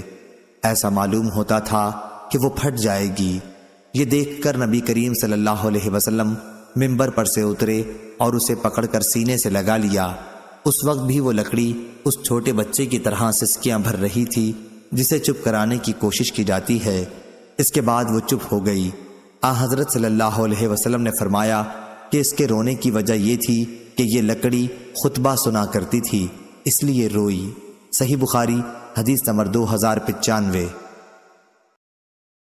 اعمش نے بیان کیا، ان سے ابراہیم نخعی نے، ان سے اسود بن یزید نے اور ان سے عائشہ رضی اللہ عنہا نے کہ رسول اللہ صلی اللہ علیہ وسلم نے ایک یہودی سے کچھ غلہ ادھار خریدا اور اپنی زرہ اس کے پاس گروی رکھوائی۔ صحیح بخاری حدیث نمبر 2096۔ جابر بن عبداللہ رضی اللہ عنہ نے بیان کیا کہ میں نبی کریم صلی اللہ علیہ وسلم کے ساتھ ایک غزوہ ذات الرقا یا تبوک میں تھا۔ میرا اونٹ تھک کر سست ہو گیا، اتنے میں میرے پاس نبی کریم صلی اللہ علیہ وسلم تشریف لائے اور فرمایا، جابر، میں نے عرض کیا، حضور میں حاضر ہوں۔ فرمایا، کیا بات ہوئی؟ میں نے کہا، میرا اونٹ تھک کر سست ہو گیا ہے، چلتا ہی نہیں، اس لیے میں پیچھے رہ گیا ہوں۔ پھر آپ صلی اللہ علیہ وسلم اپنی سواری سے اترے اور میرے اسی اونٹ کو ایک ٹیڑھے منہ کی لکڑی سے کھینچنے لگے، یعنی ہانکنے لگے، اور فرمایا کہ اب سوار ہو جا۔ چنانچہ میں سوار ہو گیا۔ اب تو یہ حال ہوا کہ مجھے اسے رسول اللہ صلی اللہ علیہ وسلم کے برابر پہنچنے سے روکنا پڑ جاتا تھا۔ آپ صلی اللہ علیہ وسلم نے دریافت فرمایا، جابر، تو نے شادی بھی کر لی ہے؟ میں نے عرض کیا، جی ہاں۔ دریافت فرمایا، کسی کنواری لڑکی سے کی ہے یا بیوہ سے؟ میں نے عرض کیا کہ میں نے تو ایک بیوہ سے کر لی ہے۔ فرمایا، کسی کنواری لڑکی سے کیوں نہ کی کہ تم بھی اس کے ساتھ کھیلتے اور وہ بھی تمہارے ساتھ کھیلتی۔ حضرت جابر رضی اللہ عنہ کنوارے تھے۔ میں نے عرض کیا کہ میری کئی بہنیں ہیں اور میری ماں کا انتقال ہو چکا ہے، اس لیے میں نے یہی پسند کیا کہ ایسی عورت سے شادی کروں جو انہیں جمع رکھے، ان کے کنگھا کرے اور ان کی نگرانی کرے۔ پھر آپ صلی اللہ علیہ وسلم نے فرمایا کہ اچھا، اب تم گھر پہنچ کر خیر و عافیت کے ساتھ خوب مزے اڑانا۔ اس کے بعد فرمایا، کیا تم اپنا اونٹ بیچو گے؟ میں نے کہا جی ہاں۔ چنانچہ آپ صلی اللہ علیہ وسلم نے ایک اوقیہ چاندی میں خرید لیا۔ رسول اللہ صلی اللہ علیہ وسلم مجھ سے پہلے ہی مدینہ پہنچ گئے تھے اور میں دوسرے دن صبح کو پہنچا۔ پھر ہم مسجد آئے تو آن حضرت صلی اللہ علیہ وسلم مسجد کے دروازے پر ملے۔ آپ صلی اللہ علیہ وسلم نے دریافت فرمایا، کیا ابھی آئے ہو؟ میں نے عرض کیا کہ جی ہاں۔ فرمایا، پھر اونٹ چھوڑ دے اور مسجد میں جا کے 2 رکعت نماز پڑھ۔ میں اندر گیا اور نماز پڑھی۔ اس کے بعد آپ صلی اللہ علیہ وسلم نے بلال رضی اللہ عنہ کو حکم دیا کہ میرے لیے 1 اوقیہ چاندی تول دے۔ انہوں نے 1 اوقیہ چاندی جھکتی ہوئی تول دی۔ میں پیٹھ موڑ کے چلا تو آپ صلی اللہ علیہ وسلم نے فرمایا کہ جابر کو ذرا بلاؤ۔ میں نے سوچا کہ شاید اب میرا اونٹ پھر مجھے واپس کریں گے، حالانکہ اس سے زیادہ ناگوار میرے لیے کوئی چیز نہیں تھی۔ چنانچہ آپ صلی اللہ علیہ وسلم نے یہی فرمایا کہ یہ اپنا اونٹ لے جا اور اس کی قیمت بھی تمہاری ہے۔ صحیح بخاری حدیث نمبر 2097۔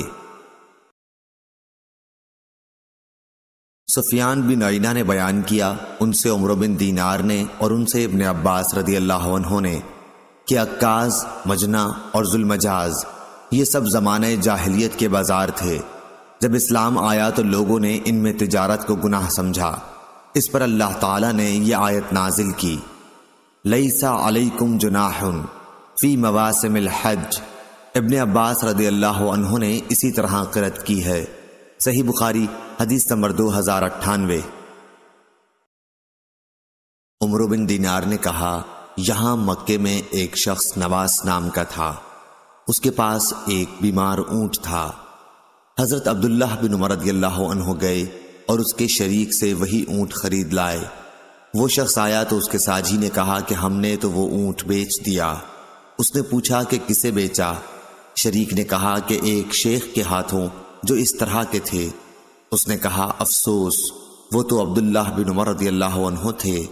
چنانچہ وہ آپ کی خدمت میں حاضر ہوا اور عرض کیا کہ میرے ساتھی نے آپ کو مریض اونٹ بیچ دیا ہے اور آپ سے اس نے اس کے مرض کی وضاحت بھی نہیں کی۔ عبداللہ بن عمر رضی اللہ عنہ نے فرمایا کہ پھر اسے واپس لے جاؤ۔ بیان کیا کہ جب وہ اس کو لے جانے لگا تو عبداللہ بن عمر رضی اللہ عنہ نے فرمایا کہ اچھا رہنے دو، ہم رسول اللہ صلی اللہ علیہ وسلم کے فیصلے پر راضی ہیں۔ آپ صلی اللہ علیہ وسلم نے فرمایا تھا کہ لا عدوہ، یعنی امراض چھوت والے نہیں ہوتے۔ علی بن عبداللہ بدیری نے کہا کہ سفیان نے اس روایت کو عمر سے سنا۔ صحیح بخاری حدیث نمبر 2099۔ عبداللہ بن مسلمہ نے بیان کیا، کہا کہ ہم سے امام مالک نے، کہا ان سے یحییٰ بن سعید نے، کہا ان سے ابن افلاح نے، ان سے ابو قتادہ رضی اللہ عنہ کے غلام ابو محمد نے، اور ان سے ابو قتادہ رضی اللہ عنہ نے کہ ہم غزوہ حنین کے سال رسول اللہ صلی اللہ علیہ وسلم کے ساتھ نکلے۔ نبی کریم صلی اللہ علیہ وسلم نے مجھے ایک ذرہ بخش دی اور میں نے اسے بیچ دیا۔ پھر میں نے اس کی قیمت سے قبیلہ بنی سلمہ میں ایک باغ خرید لیا۔ یہ پہلی جائیداد تھی جسے میں نے اسلام لانے کے بعد حاصل کیا۔ صحیح بخاری حدیث نمبر 2100۔